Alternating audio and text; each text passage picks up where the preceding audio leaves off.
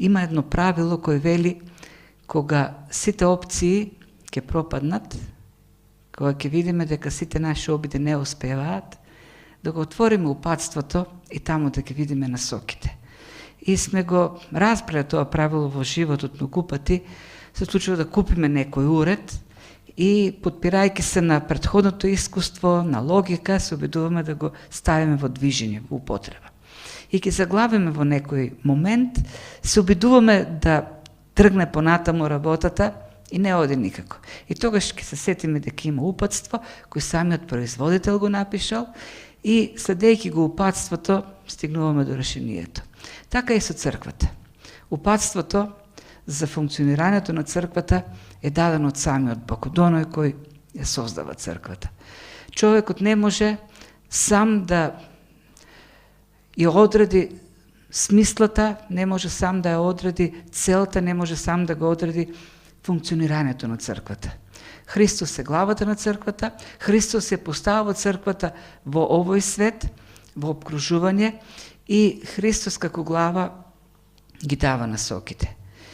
Црквата има многу што да направи во овој свет. Во овој свет има наталожено многу зла. И мисијата на црквата е да одговори на тие предизвици. И црквата може и треба многу да направи. Но само ако ги следи инструкциите на главата, на Господ Исус Христос. Црквата ќе ги решава, црквата може да помогне да се решат проблемите, ако објавува Божјата слава. Зашто и постои. Ако го објавува Божјиот карактер, Божјата љубов, Божјата милост, Божјата благодат, Божјото спасение. Тоа е мисијата на црквата во овој свет. Минатиот пат говоревме за природата. Ако во првиот стих е дадено призванието, призивот на црквата, а призивот е даден во првите 3 глави, од 2 до 6 стих ни е представена природата. Црквата може да ја оствари, да го оствари призивот, да ја оправда потребата од постоењето, ако живее во единство во духот преку врските на мирот. Црквата е тело, црквата е организам. Така апостол Павле ја представува природата на црквата. Тело е, тело во кое што има органи. И како што е случај со секое тело, така и црквата, и во црквата, органите споделуваат еден заеднички живот. И тоа го држи единството во Христовото тело, тоа е во црквата. Секој орган функционира зашто црпи еден живот. Сите се напоени со еден живот. А животот доаѓа од духот. Има еден дух во црквата, кој со живот ги напојува сите. Сите сме напоени со еден дух. Сите црпиме живот од еден дух. И затоа е обезбедено, осигурено единството во црквата. Сите живееме еден заеднички живот обединети во еден дух, сврзани во еден дух, и сите живееме за една надеж за која сме повикани. Сите христијани, секој вистински христијанин, секој новороден христијанин, на крајот на краиштата има една ултимативна надеж, а тоа е дека ќе дојде моментот, Светиот Дух ја движи црквата кон моментот кога ќе се видиме, ќе се станеме пред Господ Исус Христос. И тогаш веќе нема да бидеме оние слаби, истоштени, подложни на гревот суштества, туку ќе живееме во Христовото присуство покрај Бог во целата вечност, кај што нема смрт, нема тага, нема болка. Тоа е надежта која не обединува сите. Може да има многу други нешта во кои се разликуваме, но на крајот на краишта сите го очекуваме тој миг кога Христос ќе дојде и ќе бидеме со Него во вечноста. Може да отидете во Америка, во Јапонија, во Австралија, на северниот и јужниот пол. Сите христијани се обединети во таа надеж. Сите имаме еден Господ. Обединети сме во верата во еден Господ. Господ кој е Господар, но иако е таков, стана еден од нас, стана човек. Не само што стана човек, тој служеше, стана слуга, беше подложен на страдање, умре и воскресна. И заради тоа дело сите сме спасени. И таа вера заедничка не обединува.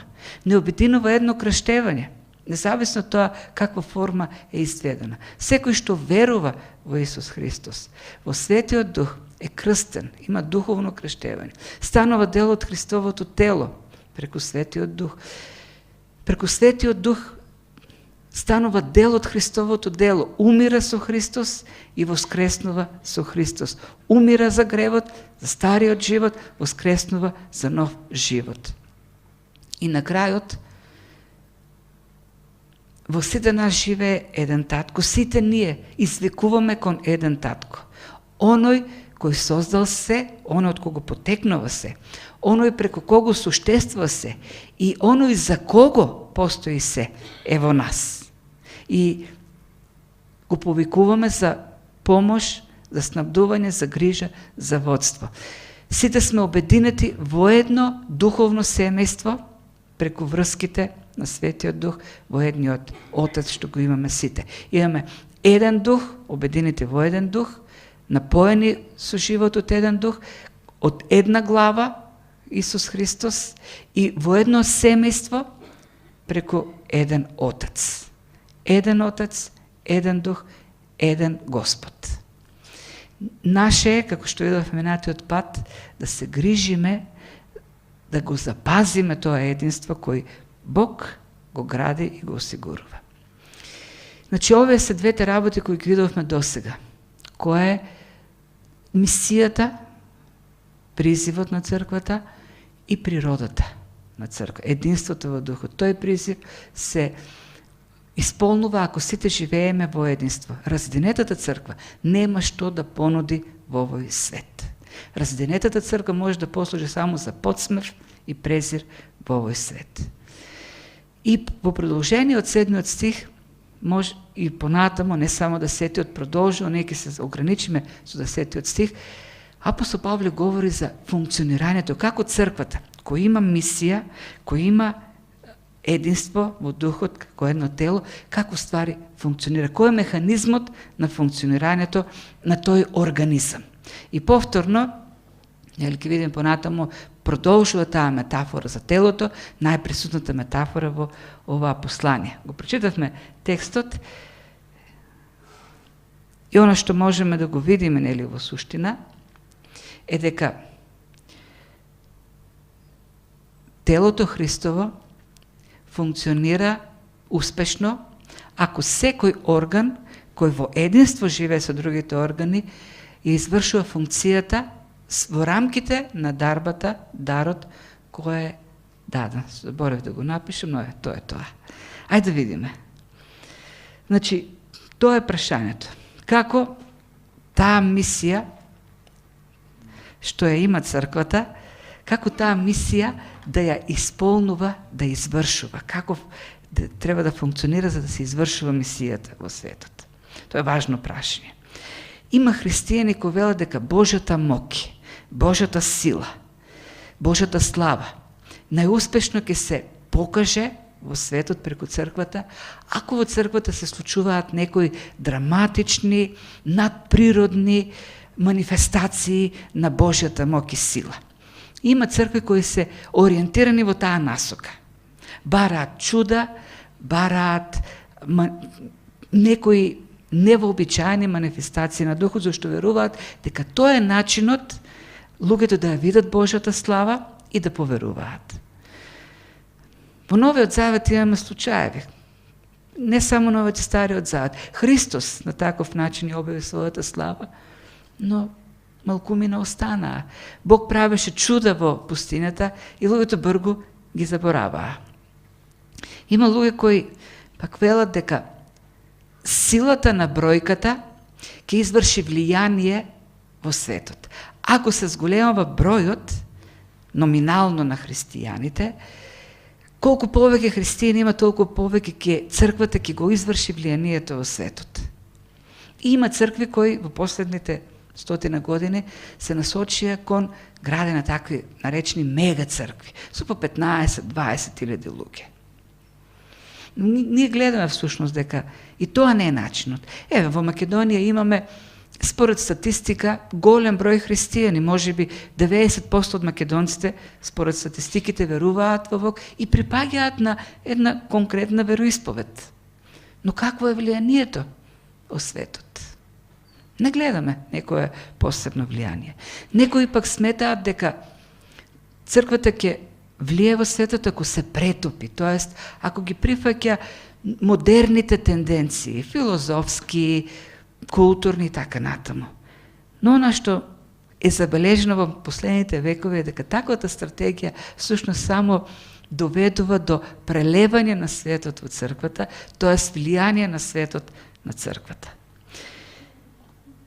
Апостол Павле не се задржува на таквите модели, на таквите опции за служење, за функционирање, и кога вели: а на секого од нас, и тоа е надоврзување на претходното, едното тело, едниот дух, еден Господ, еден Отец. И од кога завршува со единството, природата го почнува за функционирањето. А на секого од нас благодата му е дадена според мерката на дарот Христов. Ке го разглобиме малку повеќе овој стих, важен е. По благодат му е дадено, тоест благодата да служи, благодата да ја објавува Божјата слава, му е дадена во онаа мерка или во оние рамки во која му е даден дарот Христов. Секој христијанин има дар.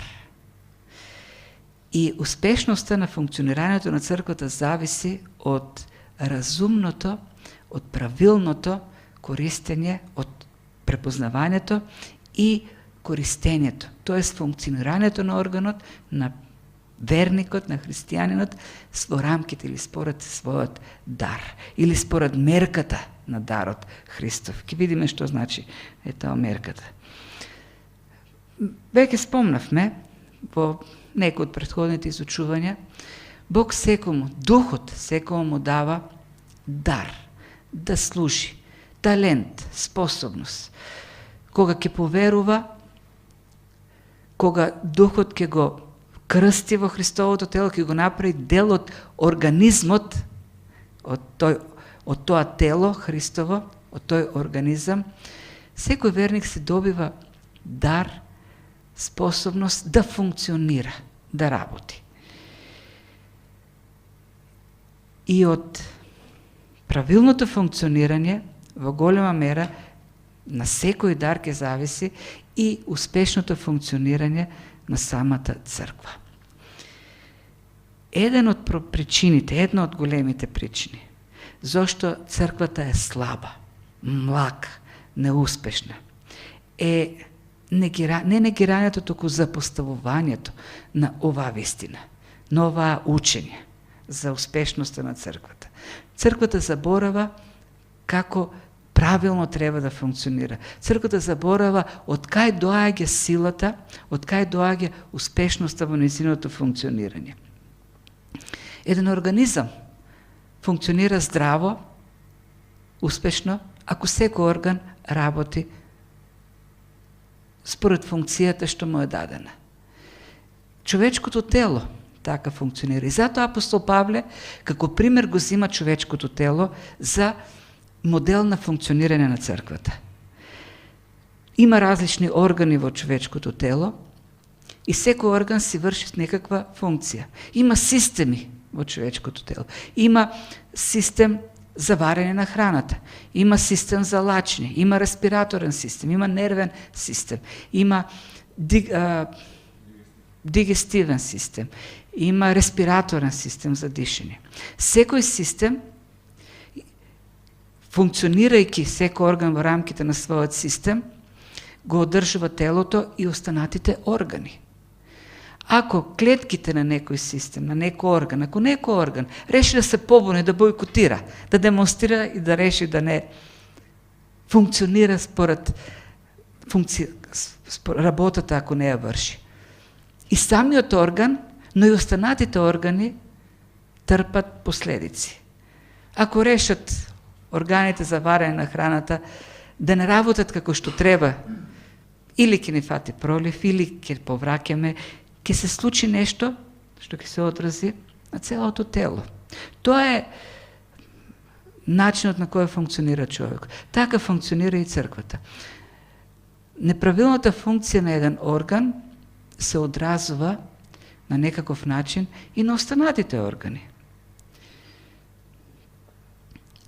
Слабото тело, слабоста во телото, во човечкото тело, е симптом дека некој орган не функционира како што треба, или можеби група на органи. Исто е со црквата. Слабата црква е симптом дека некои органи во неа не функционираат како што треба.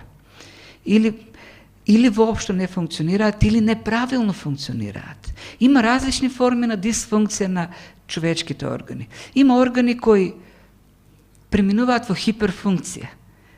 Тиреоидната жлезда, ако почне да лачи повеќе од колку што треба, ќе има поголемо количество на јод во организмот, сите други, тоа ќе го забрзи метаболизмот и сите органи почнуваат да работат многу брзо, побрзо од колку што е нормално, почнува да слабее човекот, да се троши и може да доведе до смрт на крајот, ако не се третира.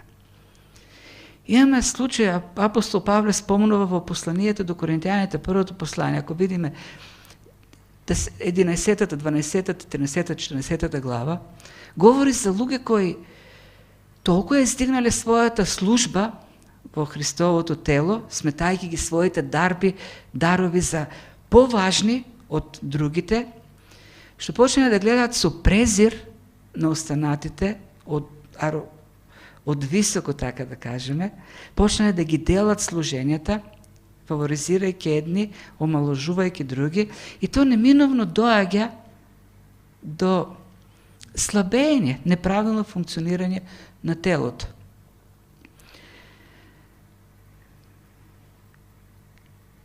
Некои дарби се обиделе до таа мера да се наметнат, што почнуваат да узурпираат работата и на другите, да се наметнуваат во служењето на другите органи. Ти почнуваат да навлегуваат како клетките, неправилните клетки, кои влегуваат во другите органи, во функцијата на другите органи и оневозможуваат нивната функција. Канцерогените клетки го прават тоа. Тие влегуваат во останатите органи кои правилно функционираат и присуството на таквите клетки доведува до дисфункција на тие органи. Таков случај имаме во Коринската црква. Таков човек бил и Диотреф, што го пишува апостол Јован, кој наложувал на луѓето кој со кој служител ќе се дружи, забранувал да се гледаат со апостол Јован, сакал да биде се во се. Секој орган ја има славата на функцијата во рамките на својата служба. Косата исто така еден орган, многу важен за жените и посветуваат многу нега и внимание. Прават фризури, боја и останати работи. Зошто навистина косата е украс за жената. Меѓутоа тој убав орган кој стои и дава убавина, ако ние дел од косата најдеме во супата, тоа ќе предизвика гадење. Она што е толку убаво на едно место, на друго место веќе дава спротивен ефект. Во рамките или според мерата што е даден дарот и функционирањето во таа мера, давајќи подршка на другите органи, доведува до правилно функционирање на Христовото тело. Секој орган си го има своето уникатно значење во телото. Секој орган дава подршка на телото, на останатите органи, и секој орган подеднакво помага од суштествувањето на телото во подеднаква мера зависи од функционирањето на секој орган. Многу важно е секој христијанин, и тоа е поентата. И темата е разработена и понатаму од 11 од 12 до 16 стих. Многу е важно секој христијанин да со помошта на Бог, Светиот Дух, да му открие да разбере која е неговата дарба, дадена по благодат, и да бара сила да ја употребува од Бог. Разум да ја употребува таа дарба. Дали различните дарови го градат или го рушат единството? Може би звучи абсурдно. Различното функционирање на даровите не само што не го рушат единството, туку напротив, тие го градат, го возможуваат. Само во функционирањето, во својата дарба, само во слободното функционирање на различните системи во телото, ќе се овозможи единството во црквата. Градењето на единството. И тоа е Божиот принцип меѓу другото. Кога Бог создаваше човек, тој создаде различни луѓе. Тој создаде маж и создаде жена. Зашто само во различноста мажот и жената можеа да создадат единство, да станат единство. Не може, ако Бог создадеше двајца исти луѓе, двајца мажи или две жени, немаше да биде можно она единство што Бог сака да го постигнат. Само еден маж и еден жена, во различноста во која се создадени, го грајат единството. Така и со Христовата црква. Во различноста во која што ја имаме и во практикувањето на таа различност, ние се дополнуваме и градиме единство во црквата. И црквата како организам функционира правилно. Ако целото тело беше создадено од многу срциња, место желудник имаше срце, место бели тројови срце, место мозок срце, немаше да се создаде целина, единство од тој организам. Секој уникатно создаден, со уникатната способност, во заедница, во единство, да телото да функционира како што треба.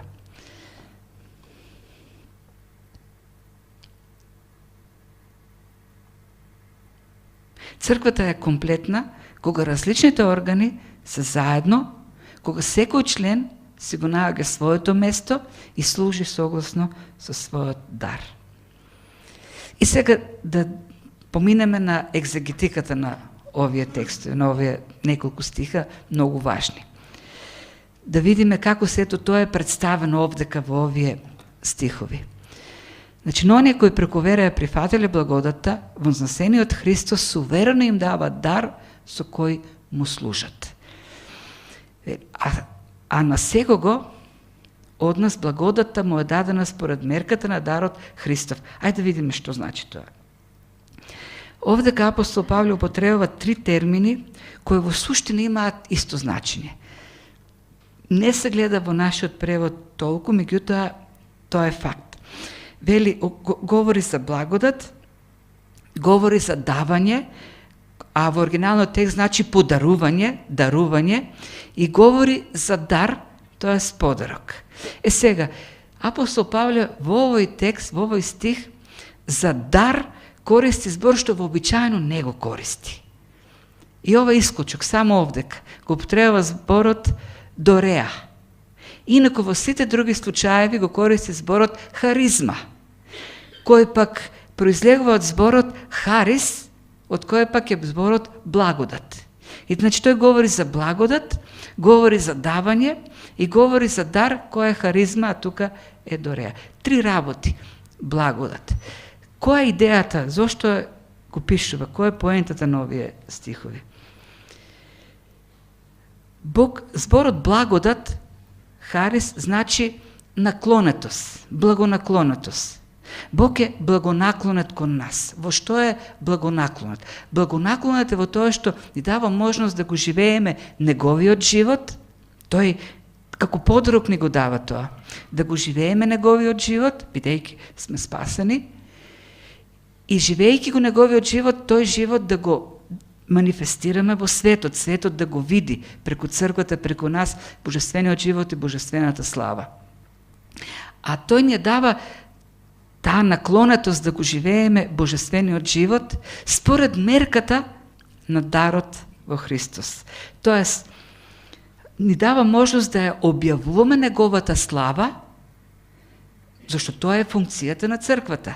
Тоа е целта на црквата, да објавува Божјата слава. Ние суштествуваме да објавуваме Божјата слава, природа, карактер, спасение. Како? Според мерата или со други зборови во рамките на дарот што ни е даден. Со други зборови, дарот зошто ни е даден?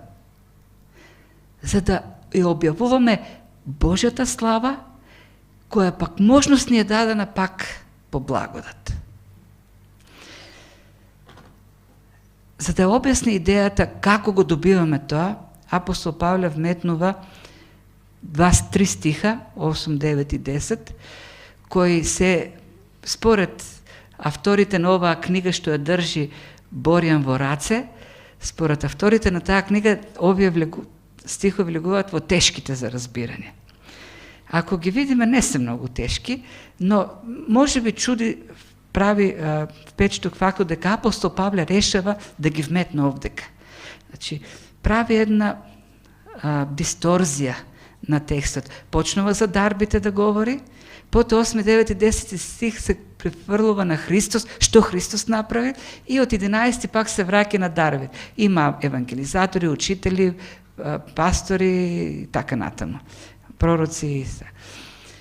Зошто го вметнува ова овдека? И каков стих вметнува? Затоа е речено. Значи, тоа прави врска со 7 стих. Нам ни е дадено по благодат да ја објавуваме Божјата слава, давајќи ни дарови. Зошто е речено, и тоа е врзано со благодата, издигајќи се на височина, плен и плен им дада дарови на луѓето. Сега, овој стих е цитат, вели дека е речено. Кај е речено? Кажано е некаде. Ова е цитат од 68 псалм, 18 стих. Овој стих во 68 псалм има сосема друго значење. Тој 68 псалм припаѓа на царските псалми, тоест оние псалми кои се посветени на Јахве како цар, победник.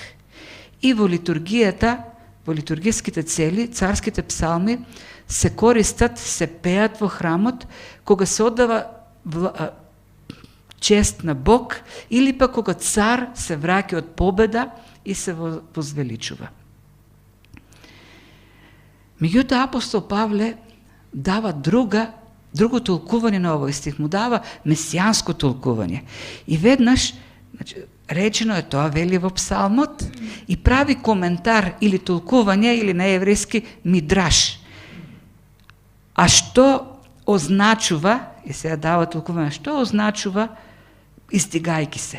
Ако не тоа дека тој слезе пред тоа во најдолните места на земјата, а слегнатиот е истиот кој се издигна повисоко од сите небеса за да исполни се.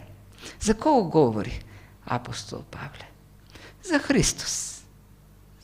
За Христос.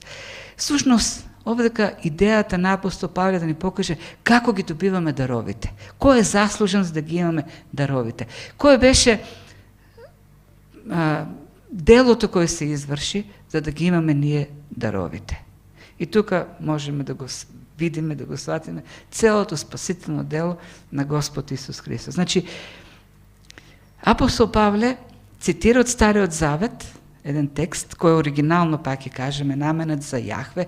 Јахве, со овој псалм се величи Јахве кој во минатото покажал верност, триумфирал над непријателот и со тоа покажува неговата спремност, тоест ветување дека и натаму ќе се грижи за народот. И затоа тој е издигнат високо, како што пише, издигнат е во височина на Сион и му се поклонуваат како? Со тоа што му принесуваат дарови. И ако видите во Псалмот 68, Псалм 18 пишува не им даде дарови, туку прими дарови, пишува таму.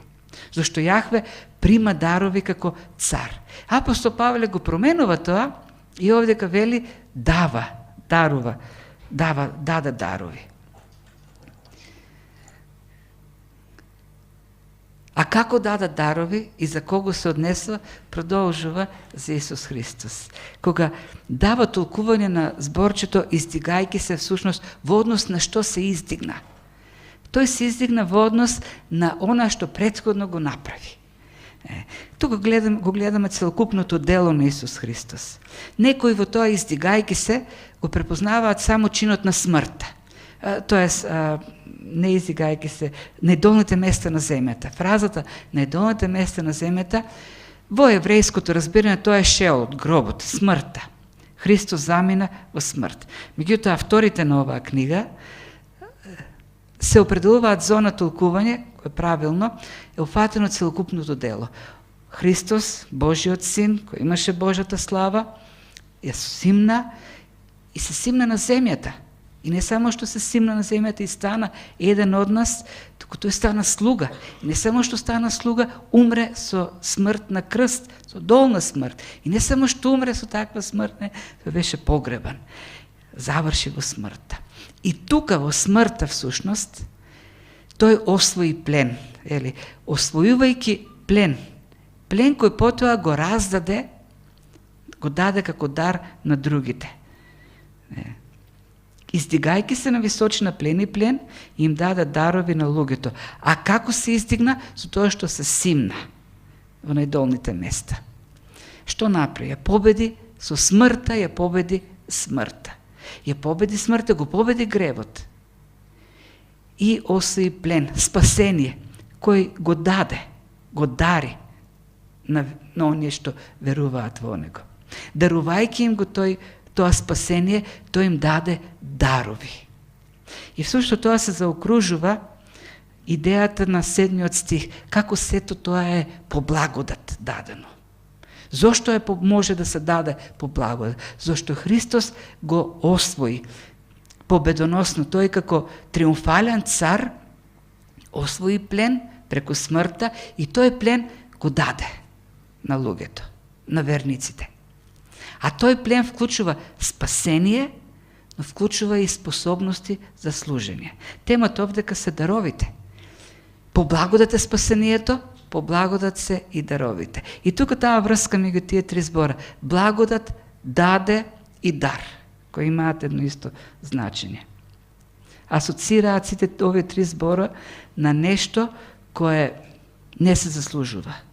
И бидејќи даровите се даваат по благодат, нема место за пофалба. А ако нема место за пофалба, нема и место за негодување. Нема место и за завист. Се што имаме, ние по благодат. Бог решил во својата суверена благодат да даде дар во некакви рамки, да даде во некаква мера. Секој човек, секој верник има дар кој е по благодат даден од Бог и секој својот дар го добива на уникатен начин и бидејќи секој е уникатно создаден, го користи дарот на уникатен начин. Тоа е. Јас, мојот дар што го имам, не сум единствениот со тој дар, но јас сум единствениот со начинот на кој што Бог ми дал да го користам. Бидејќи јас сум уникатно создаден во однос на другите. Чудесно се ме создал, Давид во 139 псалм. Уникатно сум создаден. Нема каков друг. И таа моја специфика води до специфика во употребата на дарот кој иска како другиот. Може би. И сега имаме дарови, имаме спасение дарови, имаме служби и што уште е потребно тие да се користат. За да се употребуваат тие дарови. Дали може би е потребно некое... Да, потребно е обучување. Да, потребни се многу работи кои ние ќе ги усовршуваме во животот. Меѓутоа не е тоа клучното на крајот на краиштата. Некои сметаат дека, и тоа посебно во современиот свет се практикува, дека треба да создаш некои посебни способности, некој дотаму што викаат професионалци за тоа како, во кој момент, како да го кренат тонот, како да се облечат, како да се нашминкат. Има еден цел PR тим и на крајот се сведува на човечката појава. Има луѓе кои велат дека треба да градиме некои квалитети, како да ги убедуваме луѓето, како да ги освојуваме, да ги привлекуваме и така натаму. Да, сето тоа е потребно. Убаво е да го имаме, да го знаеме. Но на крајот на краиштата, бидејќи дарот е од Бог по благодат и силата за користењето, способноста за користењето на самиот талент дар доаѓа од Бог. Апостол Павле пишува една глава порано, во 3 глава, во 1 стих. Му станав слуга според дарот на благодатта Божја, дадена по дејство на неговата сила. Тој дар е даден по дејството и всушност апостол Павле таму го објаснува неговото служење, дека дарот му е даден да ги евангелизира неевреите. Тоа може да го прави само по својата сила, по Божјата сила. И таму ако се сетите, неколку пати тој спомнува, мене најмалиот од сите. Мене, јас кој немам никаква способност, кој не заслужувам ништо, ми беше дадена толку голема задача да учествам во распределбата на Божјата благодат на неевреите. Јас да сум распределителот на Божјата благодат. Како? Бидејќи Бог ми дава сила. Во истото тоа послание на крајот на 1 глава апостол Павле се моли преку очите на срцето да видат што луѓето. Колку е неизмерна величината на неговата сила во нас, кој веруваме преку дејството на неговата крепка сила. Таа сила тој ја покаже во Христос, кога го воскресна од мртвите и го постави од својата десна страна на небесата. Која сила? Воскресенската сила. Таа действа во нас, за да го извршуваме она служено што Бог го има. И уште еден стих, крајот на 3 глава. А на оној кој според силата што во нас действува, може да изврши изобилно се што ќе побараме или помислиме, а буквалниот превод е повеќе од колку што може да побараме и помислиме, нему нека биде слава на во сите родови и во сите векови. Служењето според дарбата што ни е дадена е подкрепено од силата што доаѓа од Бог. Она сила што го воскресна Христос од мртвите. Заклучок. Дарбите се добиени по благодат, ама за тоа е платена висока цена. Господ Исус Христос ја напушти небесната слава, се унижи, стана човек, умре, беше мачен, беше искушуван, умре и воскресна. Тоа е начинот на кој што беше пленет дарот кој што го имаме. И тој дар е најголемиот дар во животот. Може би не го разбираме тоа. Може би тој дар лежи во некоја ќоша на животот, на нашиот живот. Меѓутоа, вистината е дека не може човек да има поголем дар од спасението и од сите оние благодати што доаѓаат со спасението, можноста да се живее божествениот живот и да се покаже во светот тој живот. Тоа е единствениот подарок кој, ако го користиме, на крајот, кога ќе стигнеме во еден момент и ќе погледнеме назад и ќе си кажеме вредеше ли сето тоа, одговорот ќе вредеше, навистина вредеше. Ништо не вреди толку колку можноста да ја објавуваме Божјата слава преку дарот што ни е даден и силата која действува во нас. Зашто тоа не губи смисла никогаш. Тоа останува во целата вечност. Тоа е нешто што постојано не крепи и постојано ни дава смисла, ни дава копнеш, постојано извира како желба во нас. Црквата функционира како кога секој нејзин орган служи согласно со дарот, тоа е функцијата кој Господ Исус ја дава. Така црквата влие врз општеството. Многу важно е секој од нас да си го поставува тоа прашање. Ако не знае кој е неговиот дар, да бара, да разбере. Ако го знае, а не го употребува, да го стави во функција, да го употребува. Знаете, еден ден, како христијани, како верници, ќе застанеме сите пред оној кој го пленил дарот и ни го дал. Пред Господ Исус Христос. Самиот Господ Исус Христос, кога беше прашан за неговото доаѓање, кога ќе се случи, тој им раскажа парабола во Матеј 24-5 глава. Им раскаже една парабола за слугите кои добија таланти од Господарот, меѓутоа еден од нив не ги користеше, го закопа талантот. Еден ден ќе дадеме очец единствено за таа работа како христијани. Дали и како сме го користеле дарот? Единственото прашање што ќе ни биде поставено како спасени луѓе е тоа прашање. Дали талантот си го користевме за себе, дали го користевме воопшто? И ако го користевме, со каква цел го користевме? Со каква мотивација? Зошто го користевме? Нема да бидеме прашани колку образование сме стекнали, или колку имот, или колку сме имале на сметката и такви слични работи. Ќе бидеме прашани за талантот. И тогаш ќе чуеме зборови или добро сторено, добар и верен слуго, влези во радоста, или пак ќе бидеме испратени во темнината. Тоа се важните прашања. Зашто од тоа зависи како ќе функционира црквата.